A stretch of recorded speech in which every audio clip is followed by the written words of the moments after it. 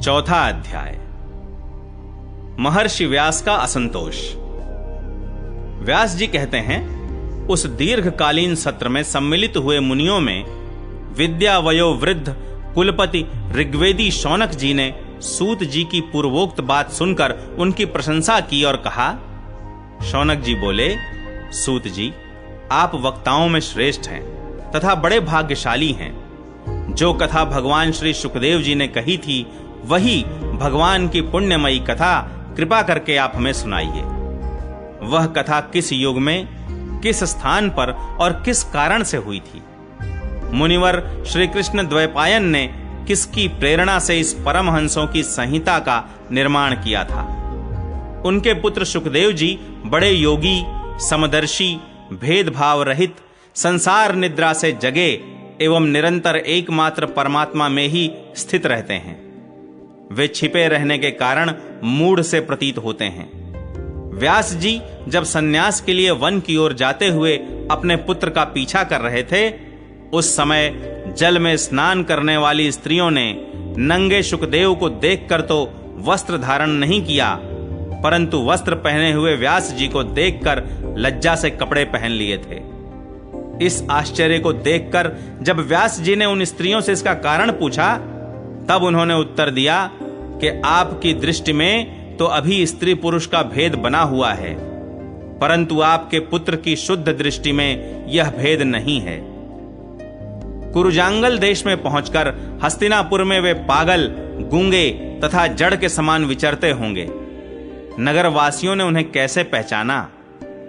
पांडवनंदन राजर्षि परीक्षित का इन मौनी सुखदेव जी के साथ संवाद कैसे हुआ, जिसमें यह भागवत संहिता कही गई?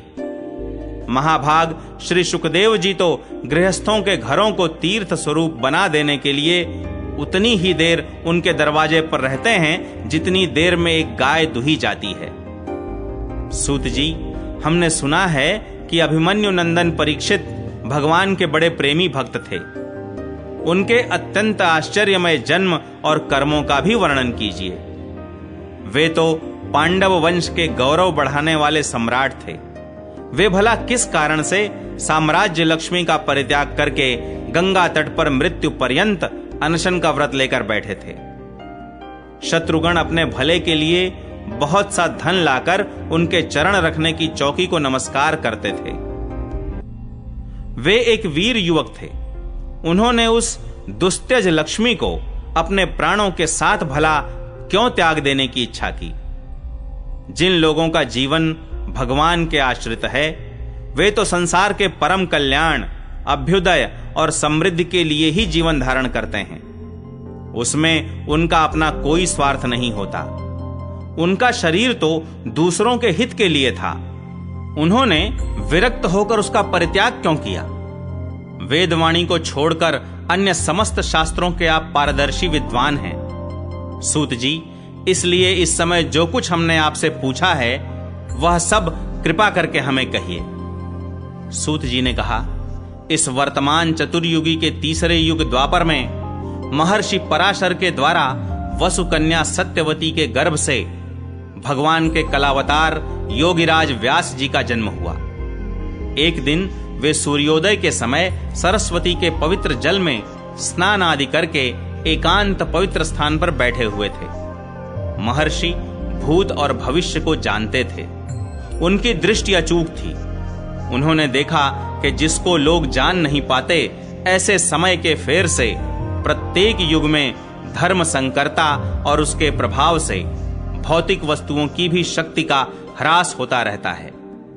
संसार के लोग श्रद्धाहीन और शक्ति रहित हो जाते हैं। उनकी बुद्धि कर्तव्य का ठीक ठीक निर्णय नहीं कर पाती और आयु भी कम हो जाती है।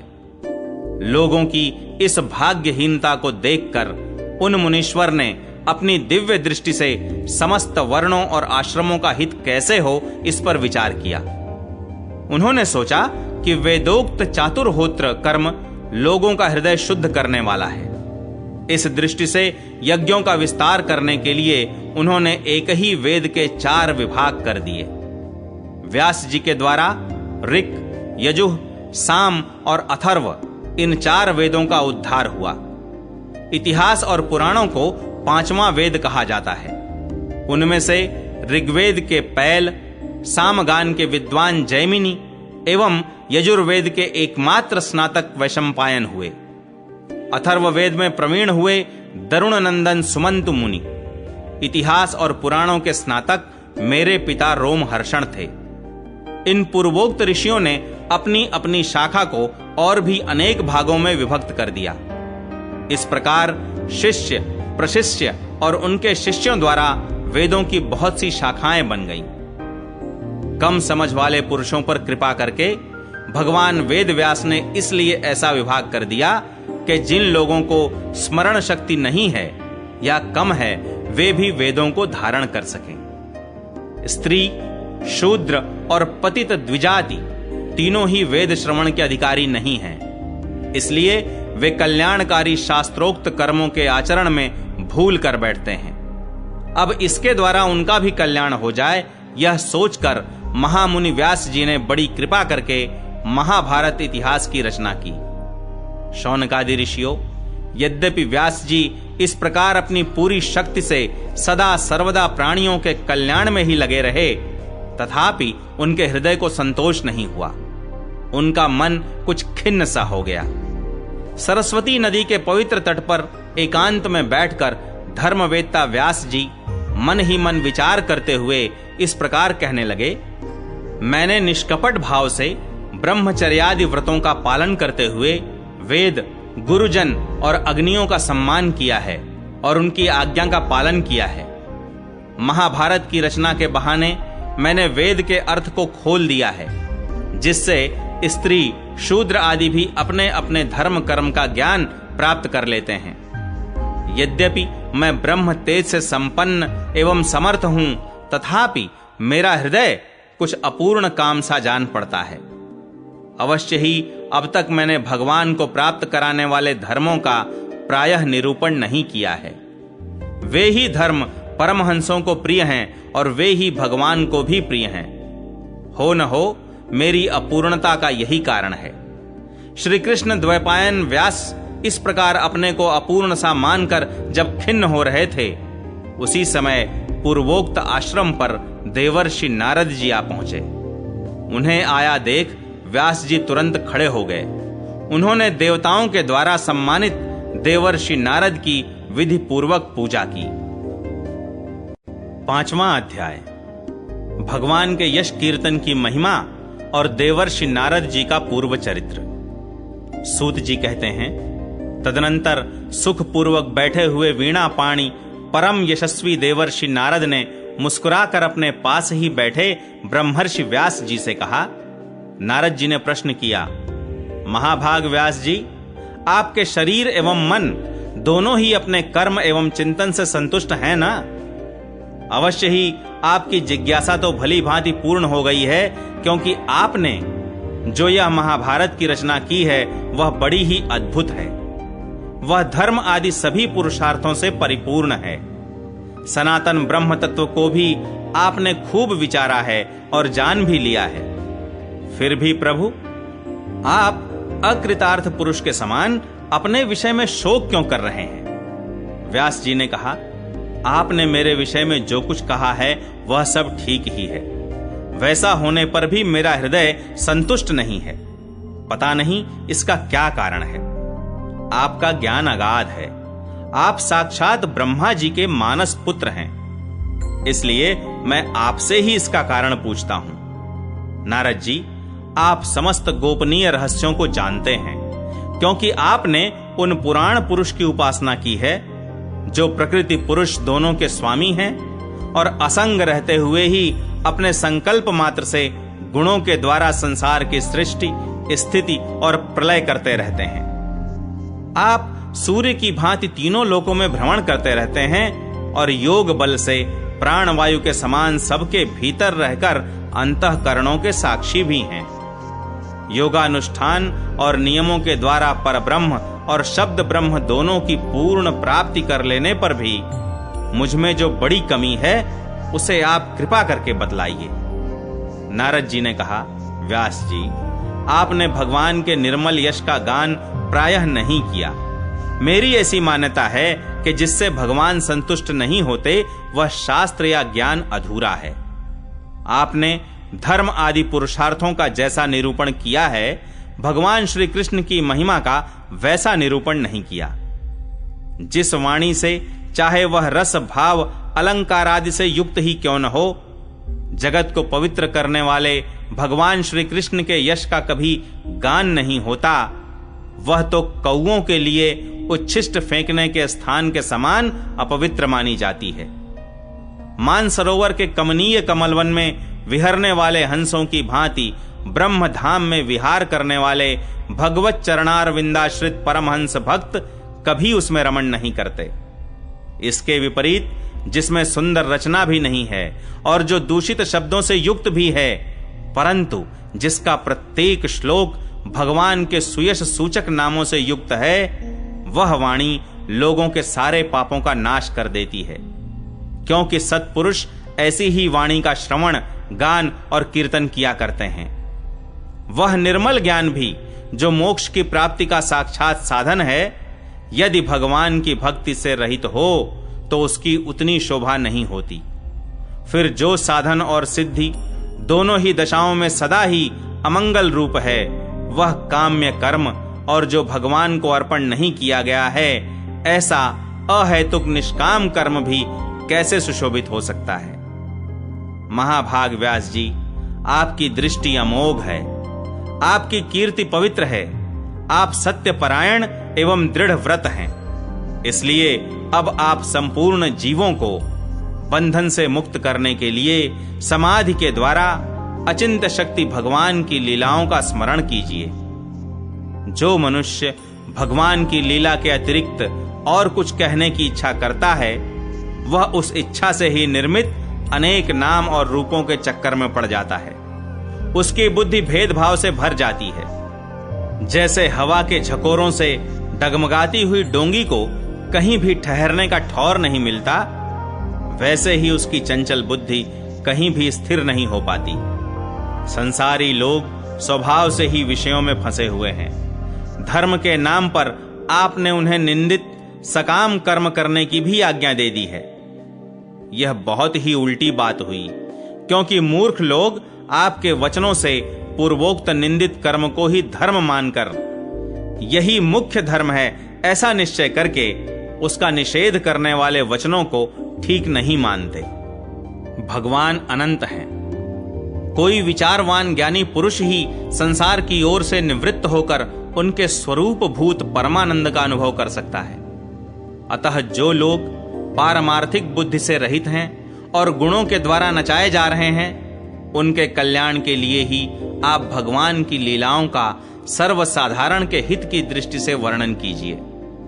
जो मनुष्य अपने धर्म का परित्याग करके भगवान के चरण कमलों का भजन सेवन करता है, भजन परिपक्व हो जाने पर तो बात ही क्या है।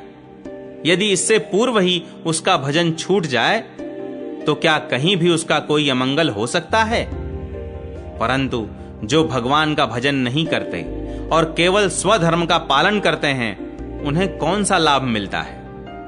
बुद्धिमान मनुष्य को चाहिए कि वह उसी वस्तु की प्राप्ति के लिए प्रयत्न करे जो तिनके से लेकर ब्रह्मा पर्यंत समस्त ऊंची नीची योनियों में कर्मों के फलस्वरूप आने जाने पर भी स्वयं प्राप्त नहीं होती।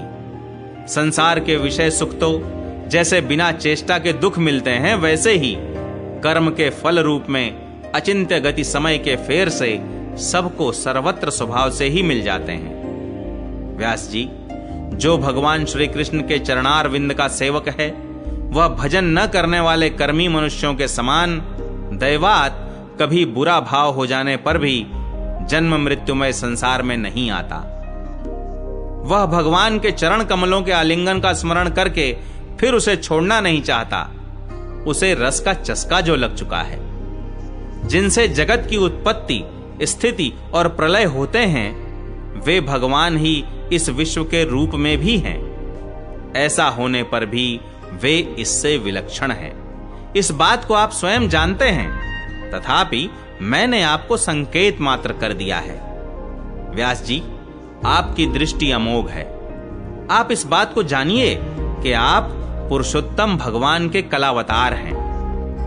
आपने अजन्मा होकर भी जगत के कल्याण के लिए जन्म ग्रहण किया है, इसलिए आप विशेष रूप से भगवान की लीलाओं का कीर्तन कीजिए। विद्वानों ने इस बात का निरूपण किया है कि मनुष्य की तपस्या, वेदाध्ययन, यज्ञानुष्ठान, स्वाध्याय, ज्ञान और दान का एकमात्र प्रयोजन यही है कि पुण्य कीर्ति श्री कृष्ण के गुणों और लीलाओं का वर्णन किया जाए। मुने, पिछले कल्प में अपने पूर्व जीवन में मैं वेदवादी ब्राह्मणों की एक दासी का लड़का था। वे योगी वर्षा ऋतु में एक स्थान पर चातुर्मास्य कर रहे थे। बचपन में ही मैं उनकी सेवा में नियुक्त कर दिया गया था। मैं यद्यपि बालक था, फिर भी किसी प्रकार की चंचलता नहीं करता था। जितेंद्रिय था, खेल कूद से दूर रहता था और आज्ञानुसार उनकी सेवा करता था। मैं बोलता भी बहुत कम था।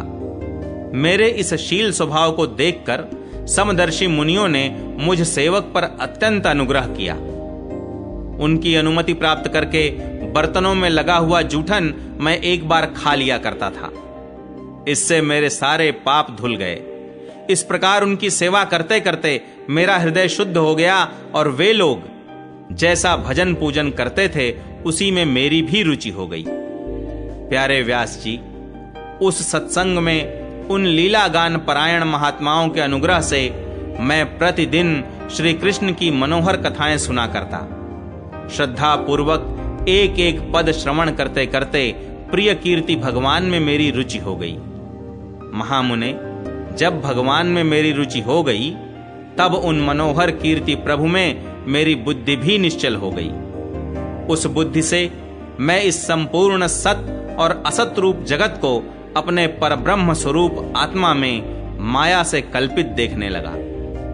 इस प्रकार शरद और वर्षा, इन दो ऋतुओं में तीनों समय उन महात्मा मुनियों ने श्री हरि के निर्मल यश का संकीर्तन किया और मैं प्रेम से प्रत्येक बात सुनता रहा। अब चित्त के रजोगुण और तमोगुण को नाश करने वाली भक्ति का मेरे हृदय में प्रादुर्भाव हो गया। मैं उनका बड़ा ही अनुरागी था, विनयी था। उन लोगों की सेवा से मेरे पाप नष्ट हो चुके थे। मेरे हृदय में श्रद्धा थी, इंद्रियों में संयम था एवं शरीर, वाणी और मन से मैं उनका आज्ञाकारी था।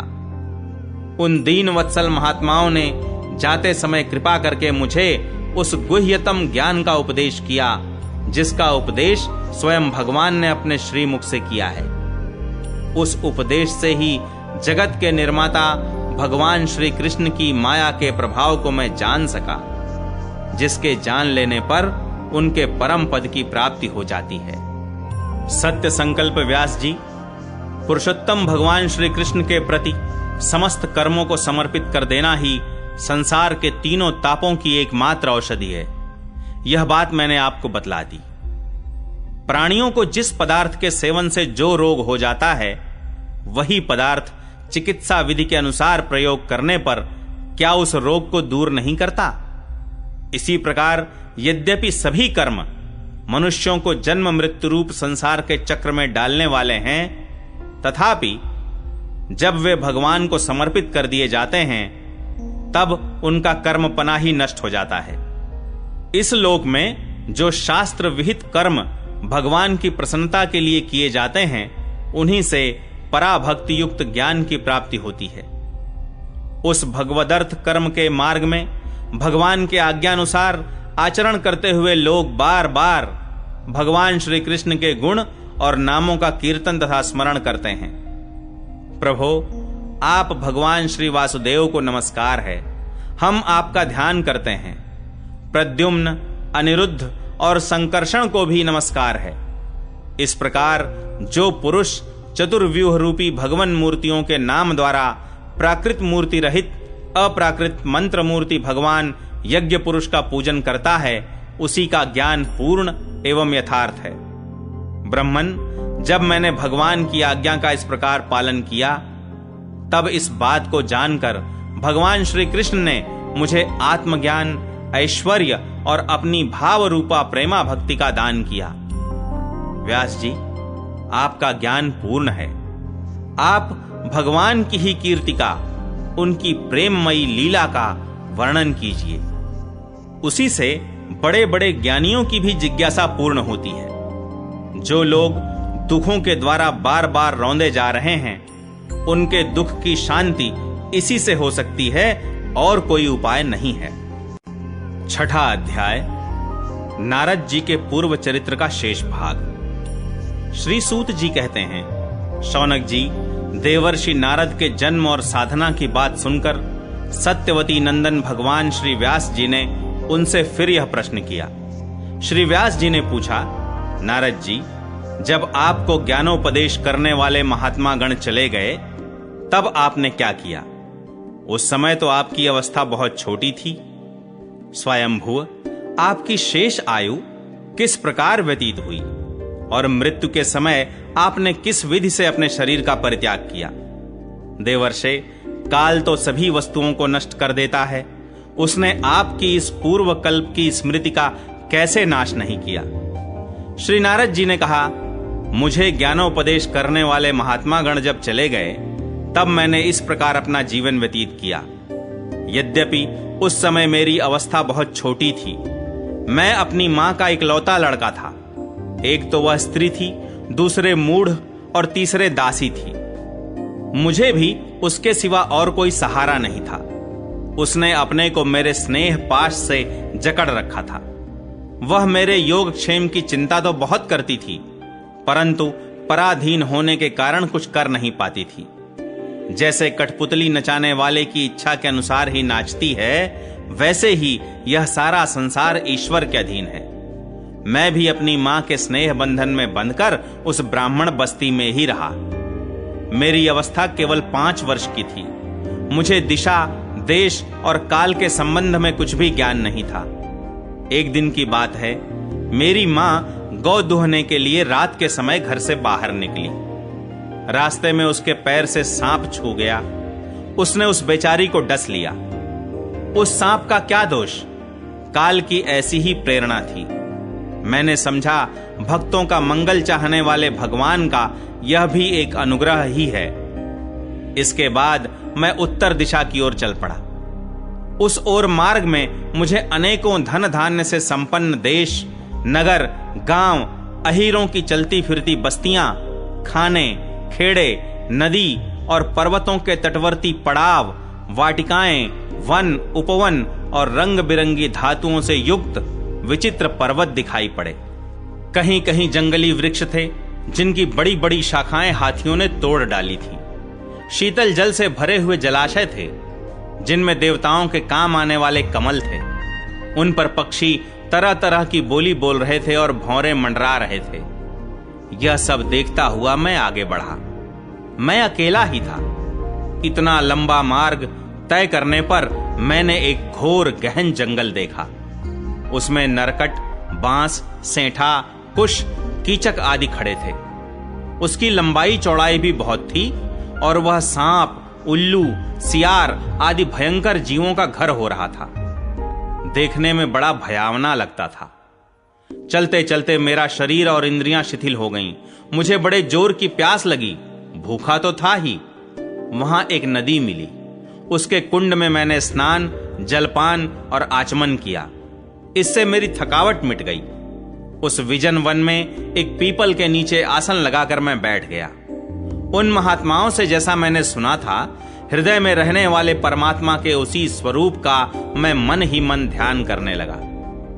भक्ति भाव से वशीकृत चित्त द्वारा भगवान के चरण कमलों का ध्यान करते ही भगवत प्राप्ति की उत्कट लालसा से मेरे नेत्रों में आंसू छलछला आए और हृदय में धीरे धीरे भगवान प्रकट हो गए। व्यास जी, उस समय प्रेम भाव के अत्यंत उद्रेक से मेरा रोम रोम पुलकित हो उठा। हृदय अत्यंत शांत और शीतल हो गया। उस आनंद की बाढ़ में मैं ऐसा डूब गया कि मुझे अपना और ध्येय वस्तु का तनिक भी भान न रहा। भगवान का वह अनिर्वचनीय रूप समस्त शोकों का नाश करने वाला और मन के लिए अत्यंत लुभावना था।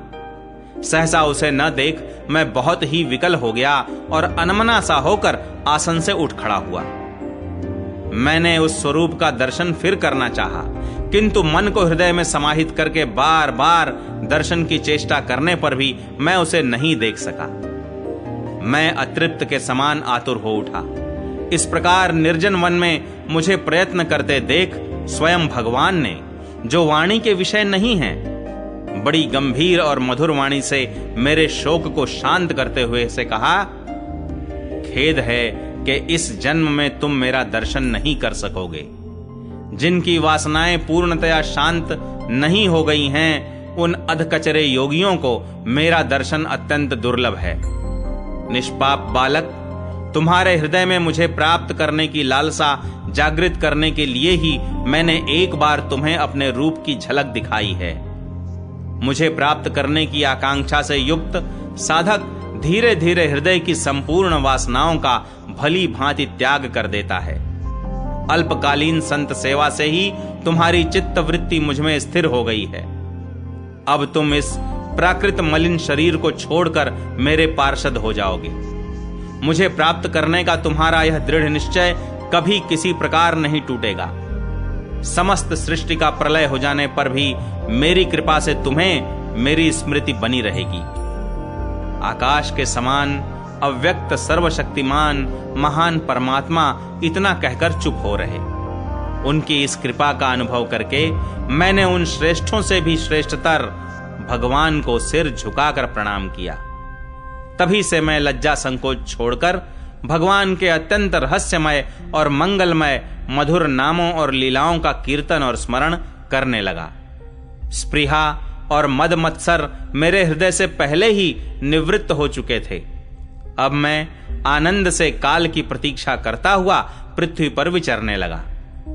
व्यास जी, इस प्रकार भगवान की कृपा से मेरा हृदय शुद्ध हो गया, आसक्ति मिट गई और मैं श्री कृष्ण परायण हो गया। कुछ समय बाद जैसे यकायक बिजली कौंध जाती है, वैसे ही अपने समय पर मेरी मृत्यु आ गई। मुझे शुद्ध भगवत पार्षद शरीर प्राप्त होने का अवसर आने पर प्रारब्ध कर्म समाप्त हो जाने के कारण पांच भौतिक शरीर नष्ट हो गया। कल्प के अंत में जिस समय भगवान नारायण एकार्णव के जल में शयन करते हैं, उस समय उनके हृदय में शयन करने की इच्छा से इस सारी सृष्टि को समेटकर ब्रह्मा जी जब प्रवेश करने लगे, तब उनके श्वास के साथ मैं भी उनके हृदय में प्रवेश कर गया। 1 सहस्त्र चतुर्युगी बीत जाने पर जब ब्रह्मा जगे और उन्होंने सृष्टि करने की इच्छा की, तब उनकी इंद्रियों से मरीचि आदि ऋषियों के साथ मैं भी प्रकट हो गया। तभी से मैं भगवान की कृपा से वैकुंठादि में और तीनों लोकों में बाहर और भीतर बिना रोक टोक विचरण किया करता हूं। मेरे जीवन का व्रत भगवत भजन अखंड रूप से चलता रहता है।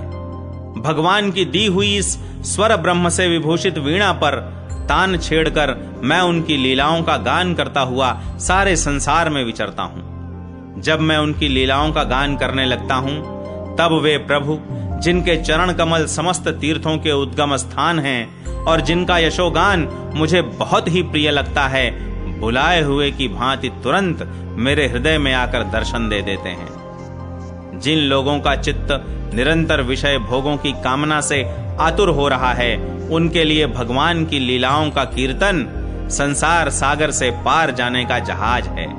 यह मेरा अपना अनुभव है।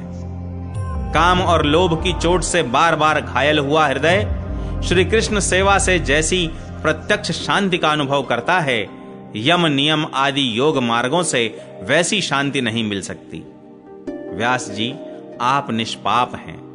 आपने मुझसे जो कुछ पूछा था, वह सब अपने जन्म और साधना का रहस्य तथा आपकी आत्मतुष्टि का उपाय मैंने बतला दिया। श्री सूत जी कहते हैं, शौनकादि ऋषियों, देवर्षि नारद ने व्यास जी से इस प्रकार कहकर जाने की अनुमति ली और वीणा बजाते हुए स्वच्छंद विचरण करने के लिए वे चल पड़े। आहा, ये देवर्षि नारद धन्य हैं, क्योंकि ये शारंग पाणी भगवान की कीर्ति को अपनी वीणा पर गा गा कर स्वयं तो आनंद मग्न होते ही हैं, साथ साथ इस त्रितापतप्त जगत को भी आनंदित करते रहते हैं। 7वां अध्याय। अश्वत्थामा द्वारा द्रौपदी के पुत्रों का मारा जाना और अर्जुन के द्वारा अश्वत्थामा का मान मर्दन। श्री शौनक जी ने पूछा, सूत जी, सर्वज्ञ एवं सर्वशक्तिमान व्यास भगवान ने नारद जी का अभिप्राय सुन लिया, फिर उनके चले जाने पर उन्होंने क्या किया? श्री सूत जी ने कहा, ब्रह्म नदी सरस्वती के पश्चिम तट पर शम्याप्रास नाम का एक आश्रम है। वहां ऋषियों के यज्ञ चलते ही रहते हैं।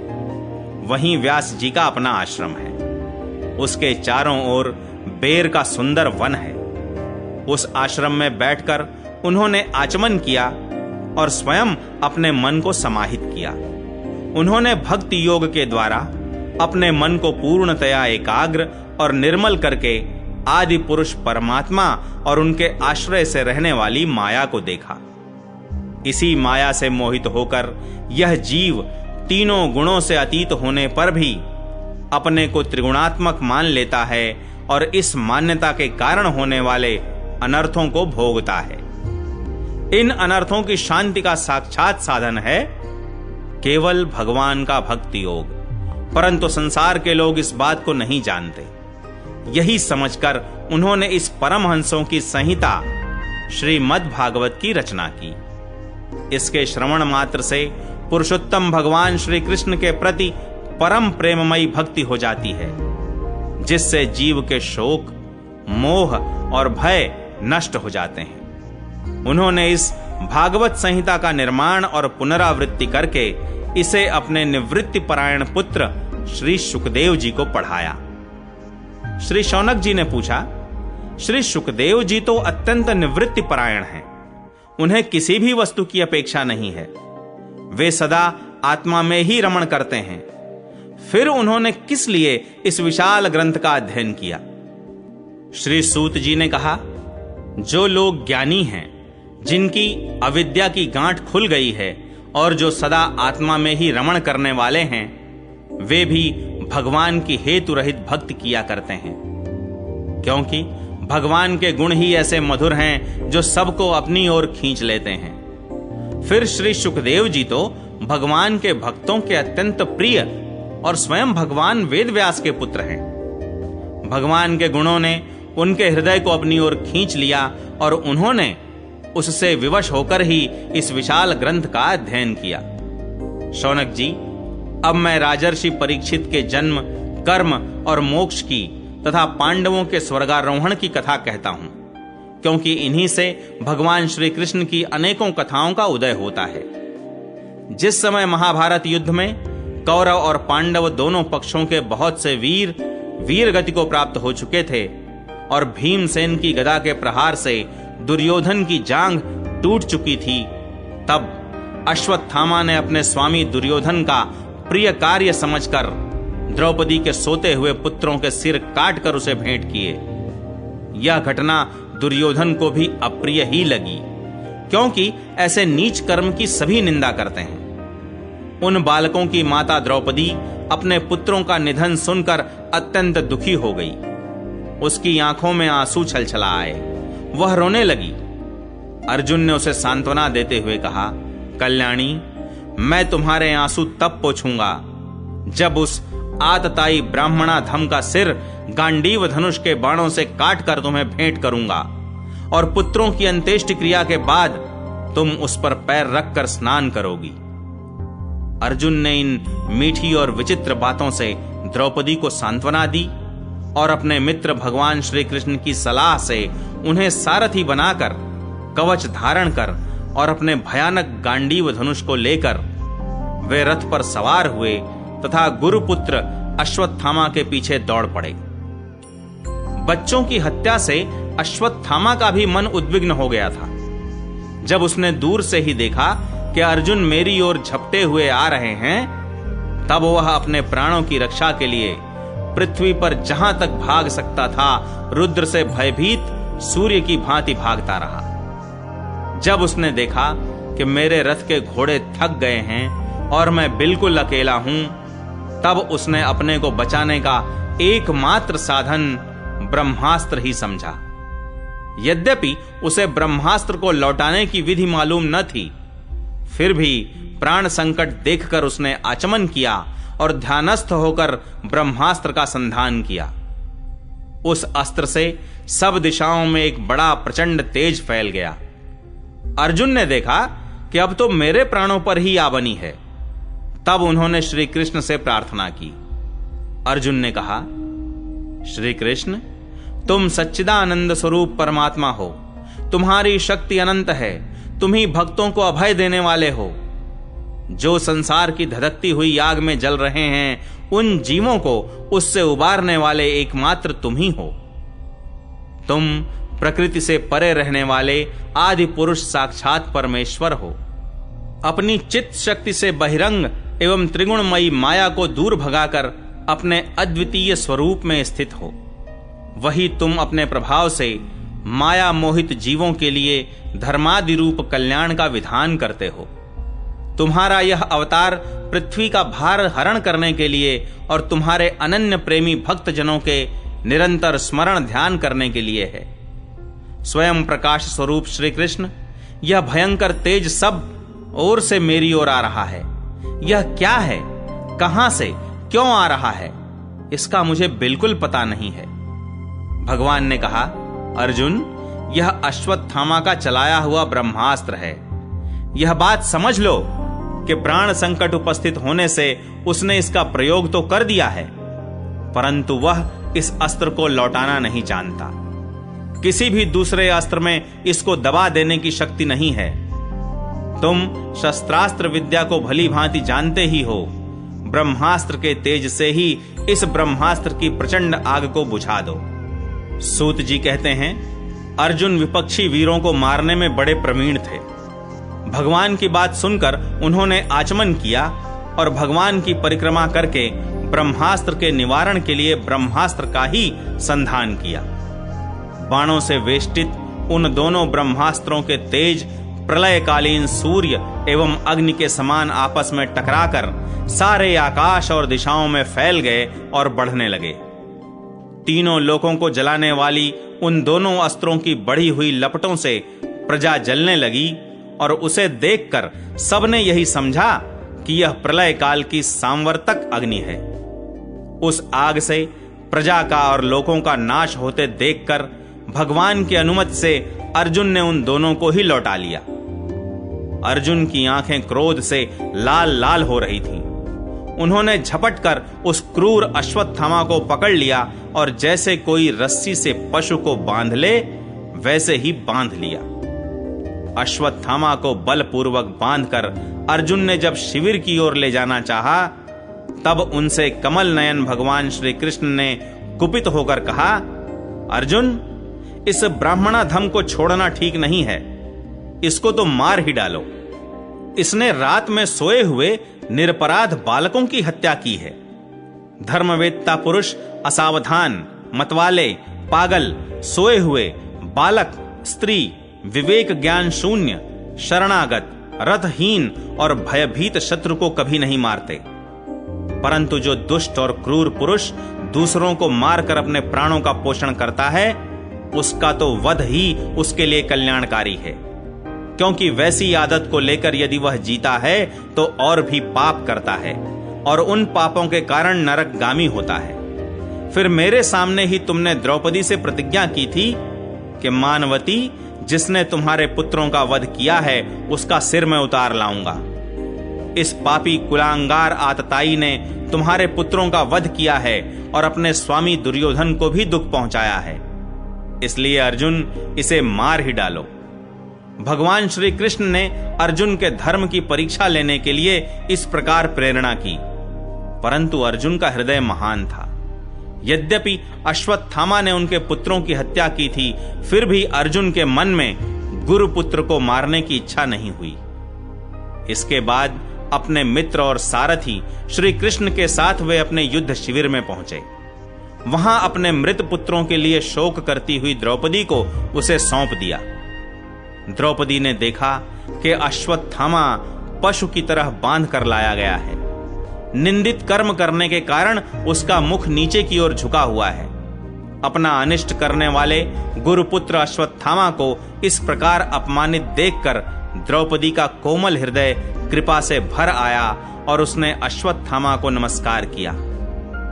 गुरुपुत्र का इस प्रकार बांधकर लाया जाना सती द्रौपदी को सहन नहीं हुआ।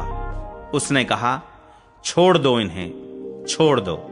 ये ब्राह्मण हैं, हम लोगों के अत्यंत पूजनीय हैं, जिनकी कृपा से आपने रहस्य के साथ सारे धनुर्वेद और प्रयोग तथा उपसंहार के साथ संपूर्ण शस्त्रास्त्रों का ज्ञान प्राप्त किया है।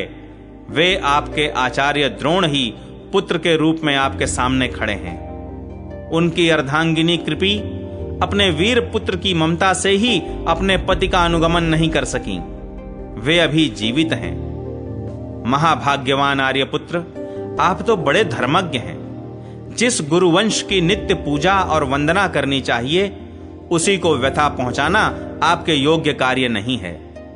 जैसे अपने बच्चों के मर जाने से मैं दुखी होकर रो रही हूं और मेरी आंखों से बार बार आंसू निकल रहे हैं, वैसे ही इनकी माता पतिव्रता गौतमी न रोएं।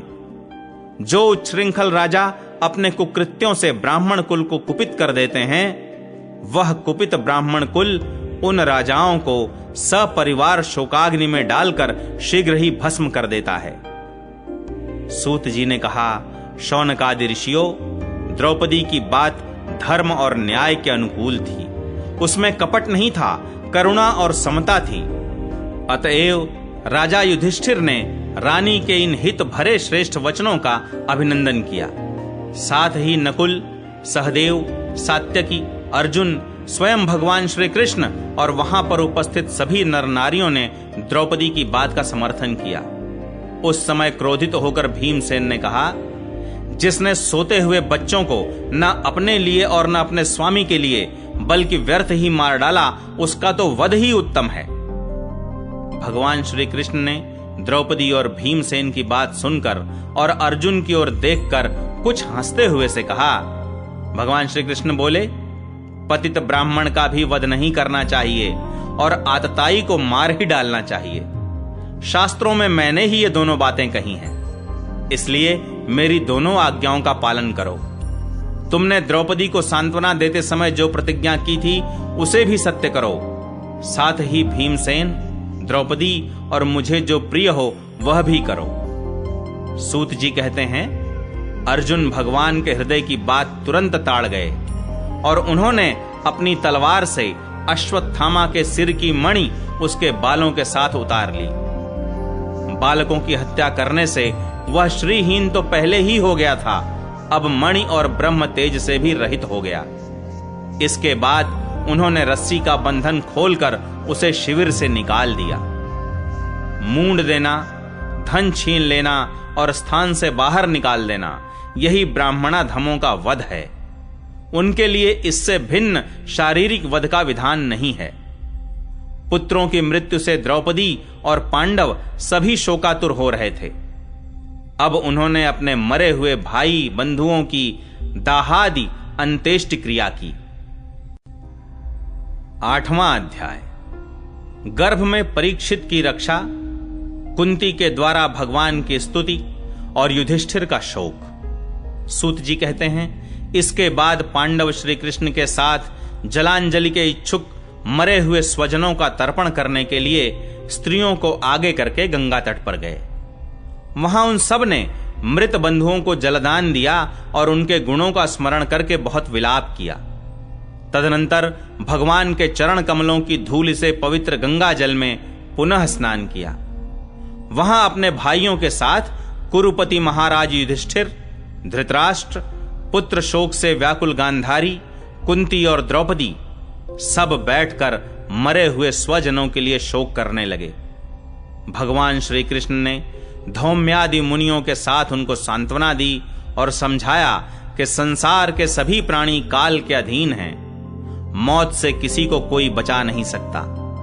इस प्रकार भगवान श्री कृष्ण ने अजात शत्रु महाराज युधिष्ठिर को उनका वह राज्य जो धूर्तों ने छल से छीन लिया था वापस दिलाया तथा द्रौपदी के केशों का स्पर्श करने से जिनकी आयु क्षीण हो गई थी, उन दुष्ट राजाओं का वध कराया। साथ ही युधिष्ठिर के द्वारा उत्तम सामग्रियों से तथा पुरोहितों से 3 अश्वमेध यज्ञ कराए। इस प्रकार युधिष्ठिर के पवित्र यश को 100 यज्ञ करने वाले इंद्र के यश की तरह सब ओर फैला दिया। इसके बाद भगवान श्री कृष्ण ने वहां से जाने का विचार किया। उन्होंने इसके लिए पांडवों से विदा ली और व्यास आदि ब्राह्मणों का सत्कार किया। उन लोगों ने भी भगवान का बड़ा ही सम्मान किया। तदनंतर सात्यकी और उद्धव के साथ द्वारका जाने के लिए वे रथ पर सवार हुए। उसी समय उन्होंने देखा कि उत्तरा भय से विह्वल होकर सामने से दौड़ी चली आ रही है। उत्तरा ने कहा, देवाधिदेव जगदीश्वर, आप महायोगी हैं, आप मेरी रक्षा कीजिए, रक्षा कीजिए। आपके अतिरिक्त इस लोक में मुझे अभय देने वाला और कोई नहीं है, क्योंकि यहां सभी परस्पर एक दूसरे की मृत्यु के निमित्त बन रहे हैं। प्रभो, आप सर्वशक्तिमान हैं। यह दहकते हुए लोहे का बाण मेरी ओर दौड़ा आ रहा है। स्वामिन, यह मुझे भले ही जला डाले, परंतु मेरे गर्भ को नष्ट न करे, ऐसी कृपा कीजिए।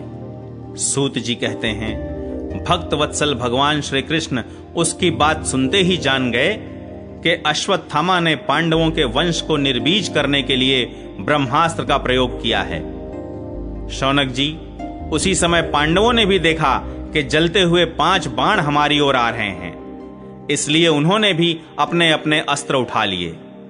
सर्वशक्तिमान भगवान श्री कृष्ण ने अपने अनन्य प्रेमियों पर, शरणागत भक्तों पर बहुत बड़ी विपत्ति आई जानकर अपने निज अस्त्र सुदर्शन चक्र से उन निज जनों की रक्षा की। योगेश्वर श्री कृष्ण समस्त प्राणियों के हृदय में विराजमान आत्मा हैं। उन्होंने उत्तरा के गर्भ को पांडवों की वंश परंपरा चलाने के लिए अपनी माया के कवच से ढक दिया। शौनक जी, यद्यपि ब्रह्मास्त्र अमोघ है और उसके निवारण का कोई उपाय भी नहीं है, फिर भी भगवान श्री कृष्ण के तेज के सामने आकर वह शांत हो गया। यह कोई आश्चर्य की बात नहीं समझनी चाहिए, क्योंकि भगवान तो सर्वाश्चर्यमय हैं। वे ही अपनी निज शक्ति माया से स्वयं अजन्मा होकर भी इस संसार की सृष्टि, रक्षा और संहार करते हैं। जब भगवान श्री कृष्ण जाने लगे, तब ब्रह्मास्त्र की ज्वाला से मुक्त अपने पुत्रों के और द्रौपदी के साथ सती कुंती ने भगवान श्री कृष्ण की इस प्रकार स्तुति की। कुंती ने कहा, आप समस्त जीवों के बाहर और भीतर एक रस स्थित हैं, फिर भी इंद्रियों और वृत्तियों से देखे नहीं जाते, क्योंकि आप प्रकृति से परे आदि पुरुष परमेश्वर हैं। मैं आपको नमस्कार करती हूं। इंद्रियों से जो कुछ जाना जाता है, उसकी तह में आप विद्यमान रहते हैं और अपनी ही माया के पर्दे से अपने को ढके रहते हैं। मैं अबोध नारी, आप अविनाशी पुरुषोत्तम को भला कैसे जान सकती हूं? जैसे मूढ़ लोग दूसरा भेष धारण किए हुए नट को प्रत्यक्ष देखकर भी नहीं पहचान सकते, वैसे ही आप दिखते हुए भी नहीं दिखते। आप शुद्ध हृदय वाले विचारशील जीवन मुक्त परमहंसों के हृदय में अपनी प्रेममयी भक्ति का सृजन करने के लिए अवतीर्ण हुए हैं। फिर हम अल्प बुद्धि स्त्रियां आपको कैसे पहचान सकती हैं? आप श्री कृष्ण, वासुदेव, देवकी नंदन, नंद गोप के लाडले लाल गोविंद को हमारा बारंबार प्रणाम है, जिनकी नाभि से ब्रह्मा का जन्मस्थान कमल प्रकट हुआ है, जो सुंदर कमलों की माला धारण करते हैं, जिनके नेत्र कमल के समान विशाल और कोमल हैं, जिनके चरण कमलों में कमल का चिन्ह है। श्री कृष्ण, ऐसे आपको मेरा बार बार नमस्कार है। ऋषिकेश, जैसे आपने दुष्ट कंस के द्वारा कैद की हुई और चिरकाल से शोकग्रस्त देवकी की रक्षा की थी, वैसे ही पुत्रों के साथ मेरी भी आपने बार बार विपत्तियों से रक्षा की है। आप ही हमारे स्वामी हैं, आप सर्वशक्तिमान हैं। श्री कृष्ण, कहां तक गिनाऊं? विष से, लाक्षागृह की भयानक आग से, हिडिंब आदि राक्षसों की दृष्टि से, दुष्टों की द्यूत सभा से, वनवास की विपत्तियों से और अनेक बार के युद्धों में अनेक महारथियों के शस्त्रास्त्रों से और अभी अभी इस अश्वत्थामा के ब्रह्मास्त्र से भी आपने ही हमारी रक्षा की है। जगत गुरु, हमारे जीवन में सर्वदा पद पद पर विपत्तियां आती रहें, क्योंकि विपत्तियों में ही निश्चित रूप से आपके दर्शन हुआ करते हैं और आपके दर्शन हो जाने पर फिर जन्म मृत्यु के चक्कर में नहीं आना पड़ता। ऊंचे कुल में जन्म, ऐश्वर्य, विद्या और संपत्ति के कारण जिसका घमंड बढ़ रहा है, वह मनुष्य तो आपका नाम भी नहीं ले सकता, क्योंकि आप तो उन लोगों को दर्शन देते हैं जो अकिंचन हैं। आप निर्धनों के परम धन हैं। माया का प्रपंच आपका स्पर्श भी नहीं कर सकता। आप अपने आप में ही विहार करने वाले परम शांति स्वरूप हैं। आप ही कैवल्य मोक्ष के अधिपति हैं। आपको मैं बार बार नमस्कार करती हूं। मैं आपको अनादि, अनंत, सर्वव्यापक, सबके नियंता, काल रूप परमेश्वर समझती हूं। संसार के समस्त पदार्थ और प्राणी आपस में टकराकर विषमता के कारण परस्पर विरुद्ध हो रहे हैं, परंतु आप सब में समान रूप से विचर रहे हैं। भगवान, आप जब मनुष्यों की सी लीला करते हैं तब आप क्या करना चाहते हैं यह कोई नहीं जानता।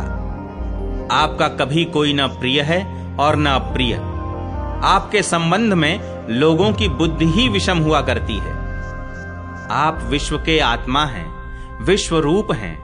न आप जन्म लेते हैं और न कर्म ही करते हैं, फिर भी पशु पक्षी, मनुष्य, ऋषि, जलचर आदि में आप जन्म लेते हैं और उन योनियों के अनुरूप दिव्य कर्म भी करते हैं। यह आपकी लीला ही तो है।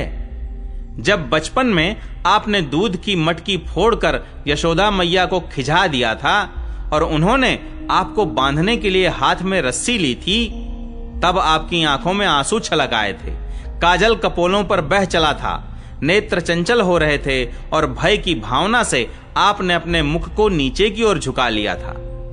आपकी उस दशा का, लीला छवि का ध्यान करके मैं मोहित हो जाती हूं। भला जिससे भय भी भय मानता है उसकी यह दशा। आपने अजन्मा होकर भी जन्म क्यों लिया है, इसका कारण बतलाते हुए कोई कोई महापुरुष यों कहते हैं कि जैसे मलयाचल की कीर्ति का विस्तार करने के लिए उसमें चंदन प्रकट होता है, वैसे ही अपने प्रिय भक्त पुण्य श्लोक राजा यदु की कीर्ति का विस्तार करने के लिए ही आपने उनके वंश में अवतार ग्रहण किया है। दूसरे लोग यों कहते हैं कि वसुदेव और देवकी ने पूर्व जन्म में सुतपा और कृष्ण के रूप में आपसे यही वरदान प्राप्त किया था, इसीलिए आप अजन्मा होते हुए भी जगत के कल्याण और दैत्यों के नाश के लिए उनके पुत्र बने हैं। कुछ और लोग यों कहते हैं कि यह पृथ्वी दैत्यों के अत्यंत भार से समुद्र में डूबते हुए जहाज की तरह डगमगा रही थी, पीड़ित हो रही थी। तब ब्रह्मा की प्रार्थना से उसका भार उतारने के लिए ही आप प्रकट हुए। कोई महापुरुष यों कहते हैं कि जो लोग इस संसार में अज्ञान, कामना और कर्मों के बंधन में जकड़े हुए पीड़ित हो रहे हैं, उन लोगों के लिए श्रवण और स्मरण करने योग्य लीला करने के विचार से ही आपने अवतार ग्रहण किया है। भक्त जन बार बार आपके चरित्र का श्रवण, गान, कीर्तन एवं स्मरण करके आनंदित होते रहते हैं। वे ही अविलंब आपके उस चरण कमल का दर्शन कर पाते हैं जो जन्म मृत्यु के प्रवाह को सदा के लिए रोक देता है। भक्त वांछा कल्पतरु प्रभो, क्या अब आप अपने आश्रित और संबंधी हम लोगों को छोड़कर जाना चाहते हैं? आप जानते हैं कि आपके चरण कमलों के अतिरिक्त हमें और किसी का सहारा नहीं है। पृथ्वी के राजाओं के तो हम यूं ही विरोधी हो गए हैं। जैसे जीव के बिना इंद्रियां शक्तिहीन हो जाती हैं, वैसे ही आपके दर्शन बिना यदुवंशियों के और हमारे पुत्र पांडवों के नाम तथा रूप का अस्तित्व ही क्या रह जाता है। गदाधर, आपके विलक्षण चरण चिन्हों से चिन्हित यह कुरजांगल देश की भूमि आज जैसी शोभायमान हो रही है, वैसी आपके चले जाने के बाद न रहेगी। आपकी दृष्टि के प्रभाव से ही यह देश पकी हुई फसल तथा लता वृक्षों से समृद्ध हो रहा है। ये वन, पर्वत, नदी और समुद्र भी आपकी दृष्टि से ही वृद्धि को प्राप्त हो रहे हैं। आप विश्व के स्वामी हैं, विश्व के आत्मा हैं और विश्व रूप हैं। यदुवंशियों और पांडवों में मेरी बड़ी ममता हो गई है। आप कृपा करके स्वजनों के साथ जोड़े हुए इस स्नेह की दृढ़ फांसी को काट दीजिए। श्री कृष्ण, जैसे गंगा की अखंड धारा समुद्र में गिरती रहती है, वैसे ही मेरी बुद्धि किसी दूसरी ओर न जाकर आपसे ही निरंतर प्रेम करती रहे। श्री कृष्ण, अर्जुन के प्यारे सखा यदुवंश शिरोमणे, आप पृथ्वी के भार रूप राजवेशधारी दैत्यों को जलाने के लिए अग्नि स्वरूप हैं। आपकी शक्ति अनंत है। गोविंद, आपका यह अवतार गौ, ब्राह्मण और देवताओं का दुख मिटाने के लिए ही है। योगेश्वर, चराचर के गुरु भगवन, मैं आपको नमस्कार करती हूं। सूत जी कहते हैं, इस प्रकार कुंती ने बड़े मधुर शब्दों में भगवान की अधिकांश लीलाओं का वर्णन किया। यह सब सुनकर भगवान श्री कृष्ण अपनी माया से उसे मोहित करते हुए से मंद मंद मुस्कुराने लगे। उन्होंने कुंती से कह दिया, अच्छा ठीक है, और रथ के स्थान से वे हस्तिनापुर लौट आए। वहां कुंती और सुभद्रा आदि देवियों से विदा लेकर जब वे जाने लगे, तब राजा युधिष्ठिर ने बड़े प्रेम से उन्हें रोक लिया। राजा युधिष्ठिर को अपने भाई बंधुओं के मारे जाने का बड़ा शोक हो रहा था। भगवान की लीला का मर्म जानने वाले व्यास आदि महर्षियों ने और स्वयं अद्भुत चरित्र करने वाले भगवान श्री कृष्ण ने भी अनेकों इतिहास कहकर उन्हें समझाने की बहुत चेष्टा की, परंतु उन्हें सांत्वना न मिली, उनका शोक न मिटा। शौनक आदि ऋषियों, धर्मपुत्र राजा युधिष्ठिर को अपने स्वजनों के वध से बड़ी चिंता हुई। वे अविवेक युक्त चित्त से स्नेह और मोह के वश में होकर कहने लगे, भला मुझ दुरात्मा के हृदय में बद्धमूल हुए इस अज्ञान को तो देखो। मैंने सियार कुत्तों के आहार इस अनात्मा शरीर के लिए अनेक अक्षौहिणी सेना का नाश कर डाला।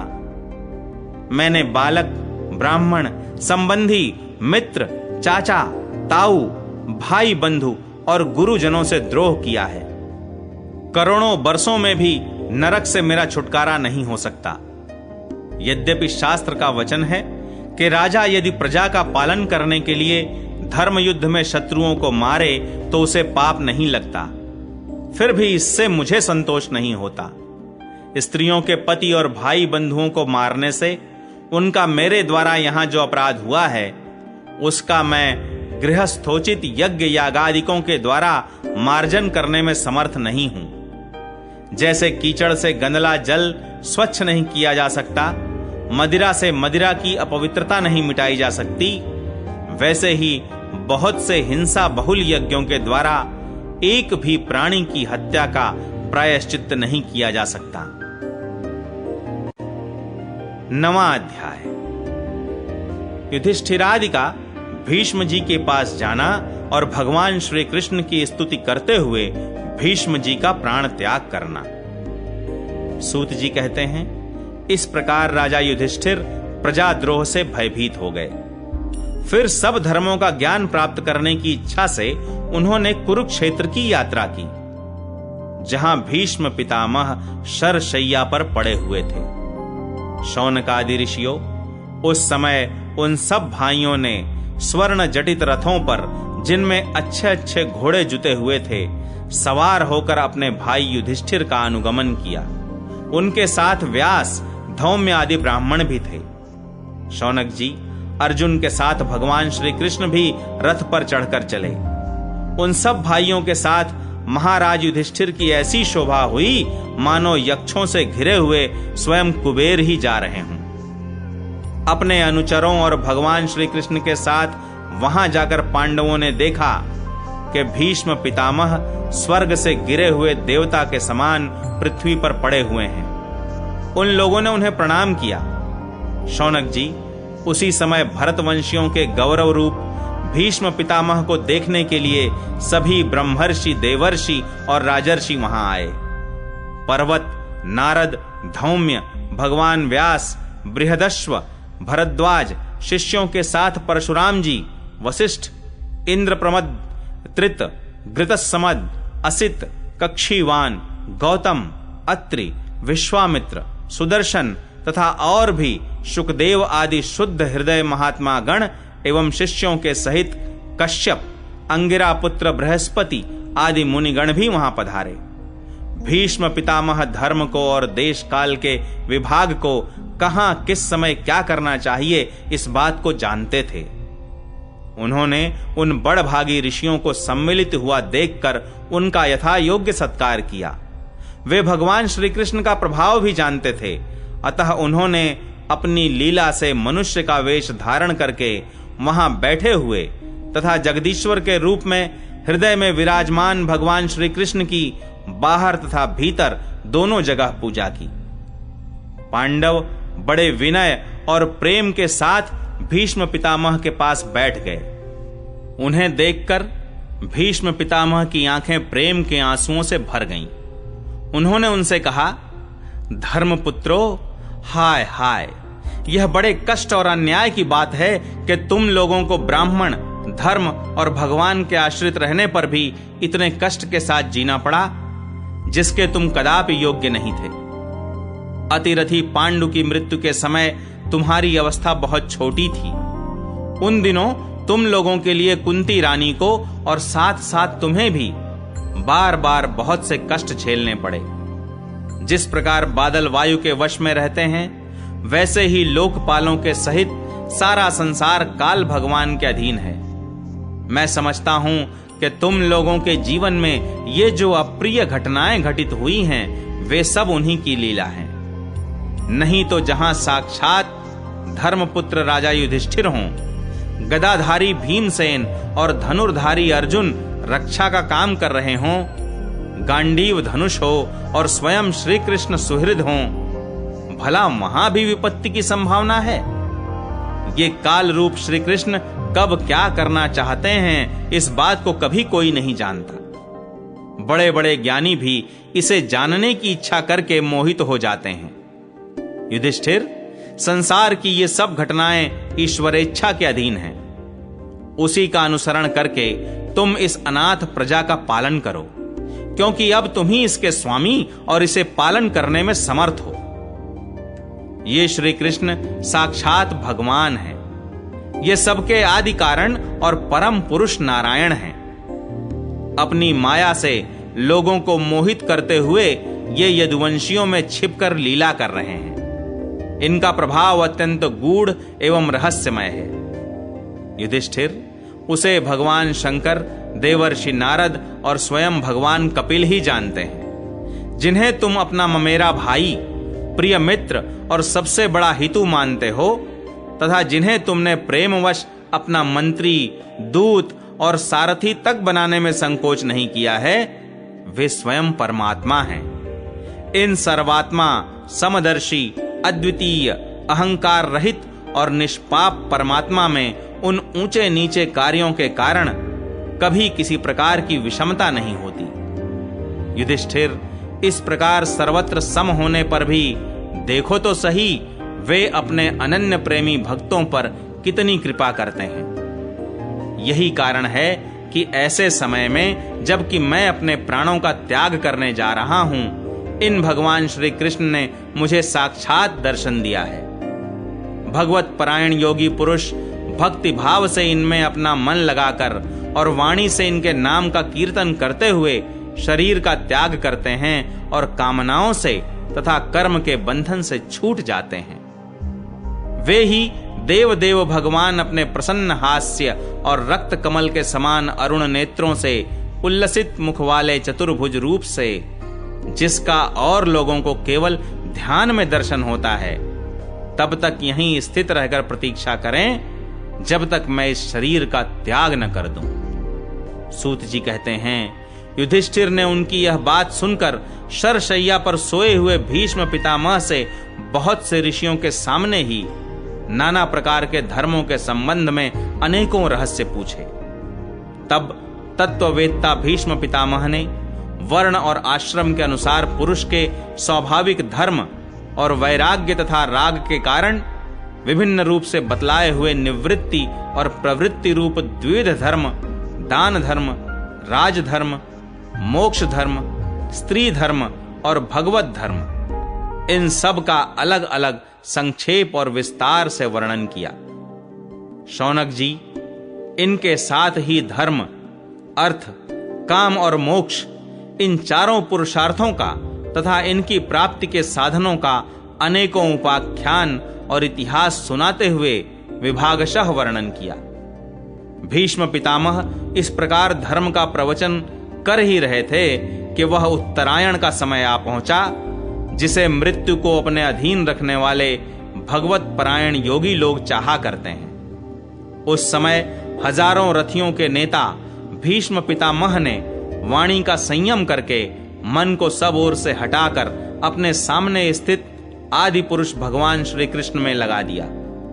भगवान श्री कृष्ण के सुंदर चतुर्भुज विग्रह पर उस समय पीतांबर फहरा रहा था। भीष्म जी की आंखें उसी पर एक टक लग गईं। उनको शस्त्रों की चोट से जो पीड़ा हो रही थी, वह तो भगवान के दर्शन मात्र से ही तुरंत दूर हो गई तथा भगवान की विशुद्ध धारणा से उनके जो कुछ अशुभ शेष थे, वे सभी नष्ट हो गए। अब शरीर छोड़ने के समय उन्होंने अपनी समस्त इंद्रियों के वृत्ति विलास को रोक दिया और बड़े प्रेम से भगवान की स्तुति की। भीष्म जी ने कहा, अब मृत्यु के समय मैं अपनी यह बुद्धि, जो अनेक प्रकार के साधनों का अनुष्ठान करने से अत्यंत शुद्ध एवं कामना रहित हो गई है, यदुवंश शिरोमणि अनंत भगवान श्री कृष्ण के चरणों में समर्पित करता हूं, जो सदा सर्वदा अपने आनंदमय स्वरूप में स्थित रहते हुए ही कभी विहार करने की, लीला करने की इच्छा से प्रकृति को स्वीकार कर लेते हैं, जिससे यह सृष्टि परंपरा चलती है। जिनका शरीर त्रिभुवन सुंदर एवं श्याम तमाल के समान सांवला है, जिस पर सूर्य रश्मियों के समान श्रेष्ठ पीतांबर लहराता रहता है और कमल सदृश मुख पर घुंघराली अलकें लटकती रहती हैं, उन अर्जुन सखा श्री कृष्ण में मेरी निष्कपट प्रीति हो। मुझे युद्ध के समय की उनकी वह विलक्षण छवि याद आती है। उनके मुख पर लहराते हुए घुंघराले बाल घोड़ों की टाप की धूल से मटमैले हो गए थे और पसीने की छोटी छोटी बूंदें शोभायमान हो रही थीं। मैं अपने तीखे बाणों से उनकी त्वचा को बींध रहा था। उन सुंदर कवच मंडित भगवान श्री कृष्ण के प्रति मेरा शरीर, अंतःकरण और आत्मा समर्पित हो जाएं। अपने मित्र अर्जुन की बात सुनकर जो तुरंत ही पांडव सेना और कौरव सेना के बीच में अपना रथ ले आए और वहां स्थित होकर जिन्होंने अपनी दृष्टि से ही शत्रु पक्ष के सैनिकों की आयु छीन ली, उन पार्थ सखा भगवान श्री कृष्ण में मेरी परम प्रीति हो। अर्जुन ने जब दूर से कौरवों की सेना के मुखिया हम लोगों को देखा, तब पाप समझकर वह अपने स्वजनों के वध से विमुख हो गया। उस समय जिन्होंने गीता के रूप में आत्मविद्या का उपदेश करके उसके सामयिक अज्ञान का नाश कर दिया, उन परम पुरुष भगवान श्री कृष्ण के चरणों में मेरी प्रीति बनी रहे। मैंने प्रतिज्ञा कर ली थी कि मैं श्री कृष्ण को शस्त्र ग्रहण कराकर छोड़ूंगा। उसे सत्य एवं ऊंची करने के लिए उन्होंने अपनी शस्त्र ग्रहण न करने की प्रतिज्ञा तोड़ दी। उस समय वे रथ से नीचे कूद पड़े और सिंह जैसे हाथी को मारने के लिए उस पर टूट पड़ता है, वैसे ही रथ का पहिया लेकर मुझ पर झपट पड़े। उस समय वे इतने वेग से दौड़े कि उनके कंधे का दुपट्टा गिर गया और पृथ्वी कांपने लगी। मुझ आतताई ने तीखे बाण मार मार कर उनके शरीर का कवच तोड़ डाला था, जिससे सारा शरीर लहूलुहान हो रहा था। अर्जुन के रोकने पर भी वे बलपूर्वक मुझे मारने के लिए मेरी ओर दौड़े आ रहे थे। वे ही भगवान श्री कृष्ण जो ऐसा करते हुए भी मेरे प्रति अनुग्रह और भक्त वत्सलता से परिपूर्ण थे, मेरी एकमात्र गति हों, आश्रय हों। अर्जुन के रथ की रक्षा में सावधान जिन श्री कृष्ण के बाएं हाथ में घोड़ों की रास थी और दाहिने हाथ में चाबुक, इन दोनों की शोभा से उस समय जिनकी अपूर्व छवि बन गई थी तथा महाभारत युद्ध में मरने वाले वीर जिनकी इस छवि का दर्शन करते रहने के कारण सारूप्य मोक्ष को प्राप्त हो गए, उन्हीं पार्थ सारथी भगवान श्री कृष्ण में मुझे मरणासन्न की परम प्रीति हो। जिनकी लटकीली सुंदर चाल, हाव भाव युक्त चेष्टाएं, मधुर मुस्कान और प्रेम भरी चितवन से अत्यंत सम्मानित गोपियां रास लीला में उनके अंतर्धान हो जाने पर प्रेमोन्माद से मतवाली होकर जिनकी लीलाओं का अनुकरण करके तन्मय हो गई थीं, उन्हीं भगवान श्री कृष्ण में मेरा परम प्रेम हो। जिस समय युधिष्ठिर का राजसूय यज्ञ हो रहा था, मुनियों और बड़े बड़े राजाओं से भरी हुई सभा में सबसे पहले सबकी ओर से इन्हीं सबके दर्शनीय भगवान श्री कृष्ण की मेरी आंखों के सामने पूजा हुई थी, वे ही सबके आत्मा प्रभु आज इस मृत्यु के समय मेरे सामने खड़े हैं। जैसे एक ही सूर्य अनेक आंखों से अनेक रूपों में दिखते हैं, वैसे ही अजन्मा भगवान श्री कृष्ण अपने ही द्वारा रचित अनेक शरीरधारियों के हृदय में अनेक रूप से जान पड़ते हैं। वास्तव में तो वे एक और सबके हृदय में विराजमान हैं ही। उन्हीं इन भगवान श्री कृष्ण को मैं भेद भ्रम से रहित होकर प्राप्त हो गया हूं। सूत जी कहते हैं, इस प्रकार भीष्म पितामह ने मन, वाणी और दृष्टि की वृत्तियों से आत्मस्वरूप भगवान श्री कृष्ण में अपने आप को लीन कर दिया। उनके प्राण वहीं विलीन हो गए और वे शांत हो गए। उन्हें अनंत ब्रह्म में लीन जानकर सब लोग वैसे ही चुप हो गए जैसे दिन के बीत जाने पर पक्षियों का कलरव शांत हो जाता है। उस समय देवता और मनुष्य नगारे बजाने लगे, साधु स्वभाव के राजा उनकी प्रशंसा करने लगे और आकाश से पुष्पों की वर्षा होने लगी। शौनक जी, युधिष्ठिर ने उनके मृत शरीर की अंत्येष्टि क्रिया कराई और कुछ समय के लिए वे शोक मग्न हो गए। उस समय मुनियों ने बड़े आनंद से भगवान श्री कृष्ण की उनके रहस्यमय नाम ले लेकर स्तुति की। इसके पश्चात अपने हृदयों को श्री कृष्णमय बनाकर वे अपने अपने आश्रमों को लौट गए। तदनंतर भगवान श्री कृष्ण के साथ युधिष्ठिर हस्तिनापुर चले आए और उन्होंने वहां अपने चाचा धृतराष्ट्र और तपस्विनी गांधारी को ढाढ़स बंधाया। फिर धृतराष्ट्र की आज्ञा और भगवान श्री कृष्ण की अनुमति से समर्थ राजा युधिष्ठिर अपने वंश परंपरागत साम्राज्य का धर्म पूर्वक शासन करने लगे।